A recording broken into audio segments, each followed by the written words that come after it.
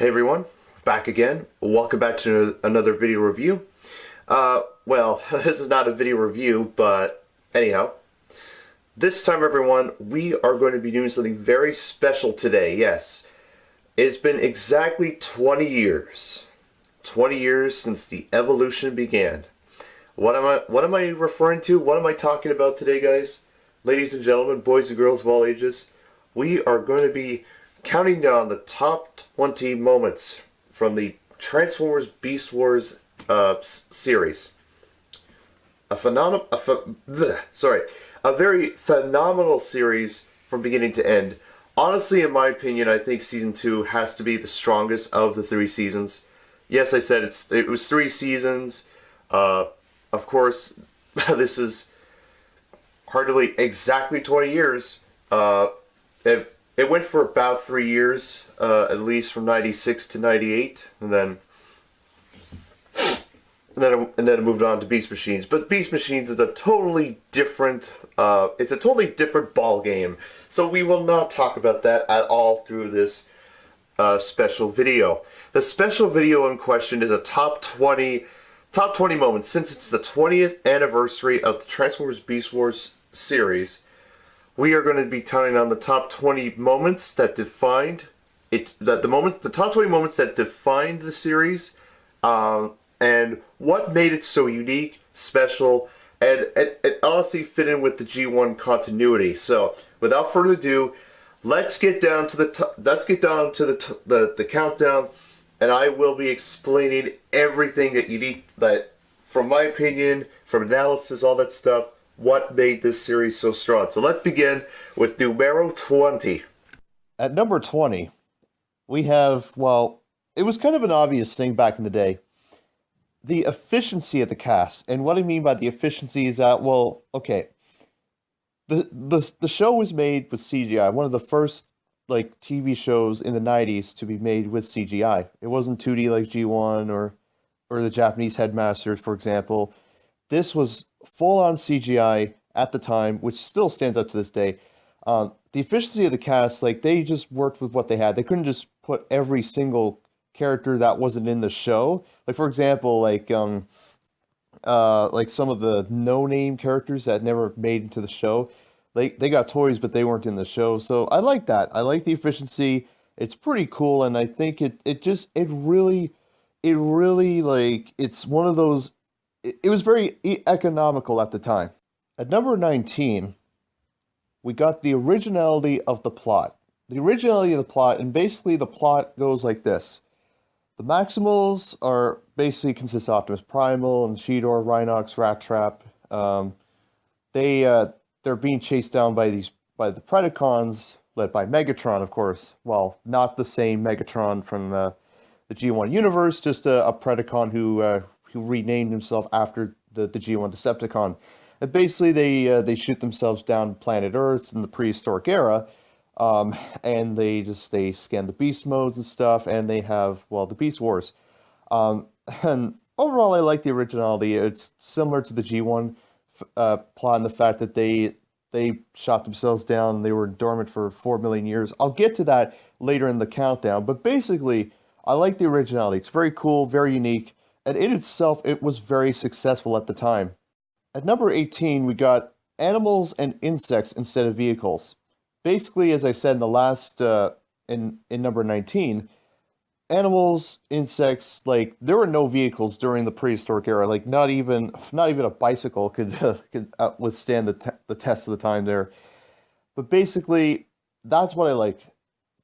Robots turning into insects and animals. It was very unique.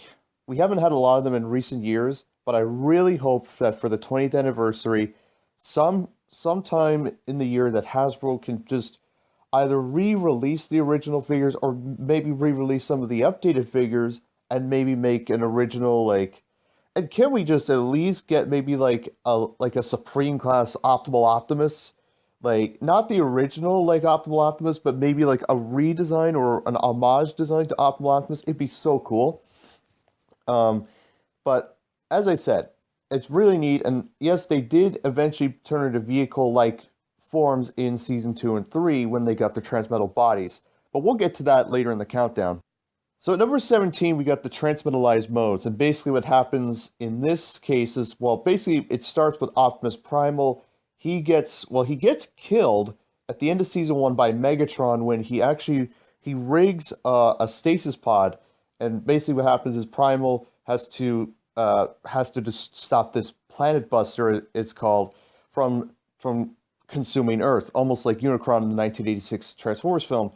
So basically, he can't get out because it's Megatron rigged it so Primal couldn't escape. He explodes. Primal dies, and the shockwave actually causes the surviving Maxwells and Predacons, minus Scorponok and Pterosaur, who were killed in the process, and everyone essentially got their transmittal modes except Rhinox for some reason. I don't know why, but he did get a toy though, which was weird. All in all, I like the transmittal modes. They were unique. The vehicle modes were hilarious. Like Megatron on roller skates as a Tyrannosaurus Rex. That was funny. I mean, Tarantulas as a motorbike was epic, and it was nice. I liked it. It was pretty cool, and they had unique modes. They all had their unique vehicle modes, and it was pretty cool. They were almost like triple changers in a sense. At number 16, well, this is a bit of a dark kind of thing. A dark step, and that was basically in season 3, Depth Charge versus Rampage. And basically, Depth Charge had this back on Cybertron years ago. He had this mission where he had to contain Protoform X, who was Rampage at the time. And Rampage escaped, killed most of his comrades and stuff, and then basically at the end, near the end of season 3, Depth Charge and Rampage had this epic underwater battle, around Energon, which was explosive. The Energon was explosive in the series, and basically it ended up costing both Rampage and Depth Charge their sparks, and it was unique. It was basically almost like a battle to the death, but not quite. But hey, it was a great battle. There was a lot of deaths in the series. It wasn't just Depth Charge and Rampage. Sorry, I could count almost 35% of the cast died by the end of season 3. So anyway, all in all, was a great battle, and it kind of stood out. One of those that underrated battles that stood out. At number 15, we got character development, and basically the character development was everywhere. I loved it. It was so unique. I mean, G1 tried to do the character development, but didn't really work near the end. But the character development, they went, each character got their own episode kind of thing. It was nice. Each individual character, and I'm not saying for example, the Transformers Robots in Disguise 2015 cartoon didn't have any character development. I'm just saying that for Beast Wars it stood out because at the time it was unique because of the fact that, for example, Optimus Primal had a lot of character development. Megatron and Cheetah, for example, they had tons and tons of character development. Heck, even Silverbolt alone had character development, but we'll get to that later in the countdown. So all in all, character development stood out and was one of the big pluses for the show. At number 14, we got the Fusors, and basically what the Fusors are is instead of triple changers, and it's basically two animals fused into one. For example, Silverbolt was a wolf and an eagle together. Quick Strike was a scorpion and a cobra. Yeah. Depth Charge was a manta ray and I'm assuming it was a shark or something like that. I could be wrong, or maybe Depth Charge was just a transmetalized manta ray. But yeah, so basically Quick Strike and Silverbolt are examples of, Fusors. Heck, even Tigerhawk, who was a combination of Tigertron and Air Razor, Hawk and Tiger. So yeah, I like that. Like the Fusors, they're pretty neat, and all in all, they're pretty cool. At number 13, we got accuracy to the shelf. Now, I say this for the toy side of things because, for example, the Transmetal 1 Megatron was it's accurate to the toy, it's accurate to the show. Optimus is accurate. Transmetal 1 Cheetah is accurate. In fact, a lot of the characters are accurate to their their toy counterparts are accurate to their show counterparts just because of just because of at the time everything was like they made things everything was simplified. They got the colors right. The tones were pretty exceptional. I mean, Takara and Tomy did everything well. Hasbro, they did similar thing, but hey, what can you do? It's nice. I like the fact that they did it, and nowadays they try to do it, but it's just some things are off. But that's okay. We all have room for improvement, and Beast Wars, it didn't really need any improvement because it got everything right. At number 12, real world references, and basically why I say this is because it goes back to season 1. Now in season 1 of Beast Wars, there was an episode where Optimus Primal is trapped by this this cocoon or this not transmetalized, but this metal cocoon that crash lands on Earth in the Stonehenge. Yes, the Stonehenge makes an appearance throughout season 1, and I like that. It was pretty neat. And I like the fact, and heck, even all the stones aligned to as an SOS kind of signal. It was pretty cool. I like the fact that the Stonehenge played a critical role in a Transformer series in the back in the prehistoric era. It was nice. I liked it. It was very awesome. At number 11, we got one-liners, and basically the one-liners not everyone, but basically the common one-liner that basically Optimus Primal said a lot was, well, that's just Prime.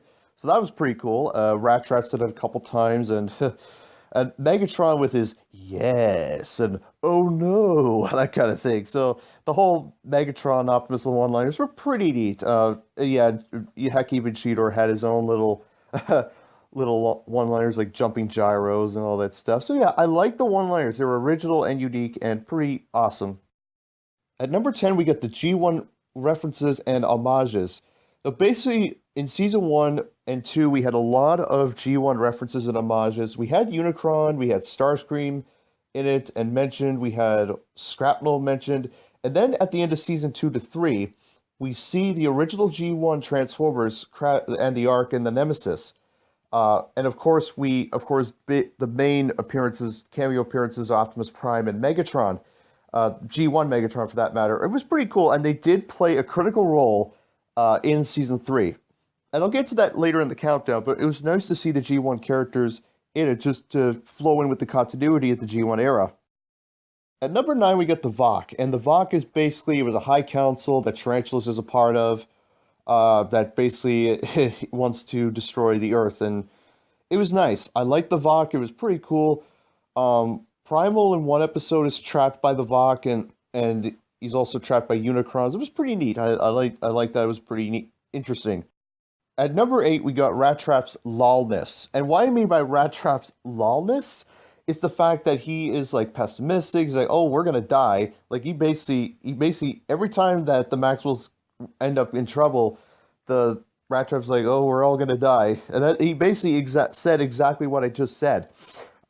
It was nice to see. I mean, Rattrap, obviously, he's one of those shoot first kind of guys. And I mean, he is a bit cocky, but hey, he's not Tobernized. So what can you do? He's Rattrap. He's a rat. Or later becomes a transmetal rat that is like a go-kart kind of thing. So it's pretty neat. It was nice to see. At number 7, we got Rhinox and the Death Fart. Now, basically, Rhinox, of course, is the Ratchet / Red Alert / Fix-It, if you will, of the Maximals. And he is interesting. Of course, he turns into a rhino, as his name implies. But basically, and he comes with two, chain machine guns of death. 2 chain guns of death. And of course, if you haven't seen my Generations Voyager class review of Rhinox, it is so cool. I will say that. I know a lot of people didn't like it because of the quality, and I know Bot Matrix really, really hated that figure, and it was pretty neat. And the original toy is great and all, but it wasn't really that accurate. Anyhow, now the Death Fart, as I said, there was one episode in particular that I really laughed out loud the first time I saw it. And basically what happens in that episode is Rhinox gets poisoned by Tarantulas, and then the Maxwell has to go to the Predacon base to find the antidote. Megatron's like, if you don't go into your alternate modes, I'm going to kill Rhinox. So they do that. But basically, Rhinox gets so sick, he turns his butt towards Megatron. He farts in the face of Megatron, Beast Wars Megatron on the Predacons. and he farts them away to another part of the Earth. And and Megatron said it best. This has to be the most humiliating defeat of my entire career. Yes, it was so funny, and I laughed out loud, and I loved it. I like the fact, and we haven't seen anyone be defeated by a fart since then. If I am wrong, please put that in the comment section below, because the fact that people get defeated, like that, the fact that a Transformer defeats a whole army of Predacons with a fart, a single fart, can just take down an entire army. I'd like to see that being tested. Like, who knows? Anyway. At number 6, we got Silverbolt and Black Arachnia's relationship. Now, this goes, it goes all the way from Season 2 to the end of Season 3. Basically, Black Arachnia and Silverbolt, they meet up at the Ark, and they just... Yeah, it was interesting. It's a nice relationship. It builds up, even up to when Black Arachnia gets upgraded into a Transmetal 2. It was nice. It was nice to see. And, I mean, yes, I know, it was like, it did kind of almost cross the line at some points, but hey, it works, and what can you do? It was the 90s, and it was allowed at the time, but nowadays it's kind of not. But anyways, all in all, I like this concept, and it really worked for the show. At number 5, we got Optimus Primal meeting Optimus Prime. Now, this is at the very beginning of Season 3.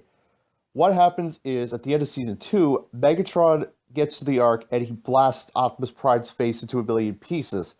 What happens is, Optimus Primal, he consumes Optimus Prime's spark, but as a result, he is upgraded into the optimal Optimus body. But of course, well, he doesn't merge his spark with Prime's spark with his own. He contains it within himself, and of course, that's as aforementioned, he becomes Optimal Optimus, meaning the fact that he's a Transmetal 2 kind of thing, but he has 4 modes: his robot mode, his gorilla mode, his tank vehicle mode, and his jet mode, which is pretty neat. And of course, throughout the season, he pretty much gets beat up and tobernized and poisoned, tobernized again, beaten up again, and tobernized once again. Megatron goes through this similar phase as well, but I'll get to that when we get to Megatron. But all in all, Optimus Primal beating Optimus Prime was nice, and at the end of it was called Optimal Situation. That was the episode it was called. He pretty much returns Optimus Prime's spark to his body, and he wakes up briefly, goes eye to eye with Optimus Primal, and then he goes back into stasis. So it was pretty neat. It was nice to see, and I liked the concept. I liked that crossover moment. It was epic. At number 4, we got Dinobot, from an enemy to a valiant warrior. And basically, Dinobot as a whole was amazing. Basically, he started out the Beast Wars series as a Predacon, and later became a Maximal when he's like, you know what, I know Megatron's up to something, so you know what, I'm just gonna hell with it. I'm just gonna be a good guy. But basically, near the end of Season 2, he saves 1,000 lives, like prehistoric humans, because the Predacons are attacking that valley. But Dinobot not only saves the humans, he destroys the golden disc in the process. But unfortunately, it costs him his spark, and it was one of the most emotional and memorable deaths of Transformers history. Arguably, no question. But then he comes back later as a Transformer 2 thanks to Megatron, using a portion of Rampage's indestructible spark. And he basically is Transmetal 2. He's a bad guy throughout the whole thing, and then he becomes a Maximal at the very end of the series, when he turns on Megatron, but then he sacrifices himself as the Nemesis blows up. So yeah, I like Dinobot. He's a warrior, and if he were on the Maximals today, he'd be on the Maximals, no question. At number 3, we got Beast Wars Megatron. Yes.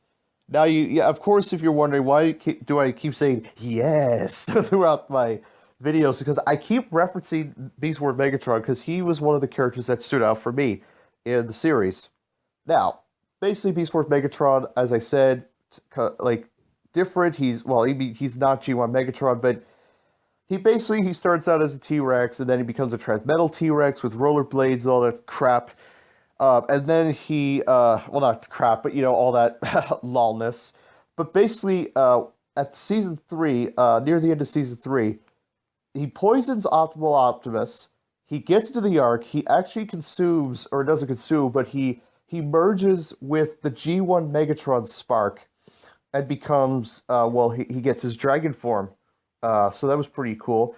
But there is a deleted scene. This is no joke. There is a deleted scene of Optimal Optimus shoving the G1 Megatron Spark back into his body, and much like Optimus Prime, the G1 Megatron's optics activate for a brief second and then close, and then just it goes back to stasis. So yeah, Beast Wars Megatron was great. He always had a backup plan. He's far superior than Megatron, obviously, the G1 Megatron. And all else pretty cool. I'd be curious to see if Beast Wars Megatron, RAD Steeljaw, the 2015, the Transformers Robots in Disguise 2015 Steeljaw, and RAD 2015 Megatronus. I would be curious to see how all three would work together. It'd be pretty cool. I would love to see it. Like, any day of the week. At number 2, we got Cheetor's character development. Now, Cheetor, obviously, is the Bumblebee / Hot Rod of the group. To start off with, basically he starts with a Cheetah. Obviously, he always gets into trouble in season 1. I think, well, because he gets incinerated by Scorponok, and then he gets trapped by Tarantulas and all that sort of stuff. But then in season 2, he gets upgraded to his Transmetal 1 self, which is pretty cool.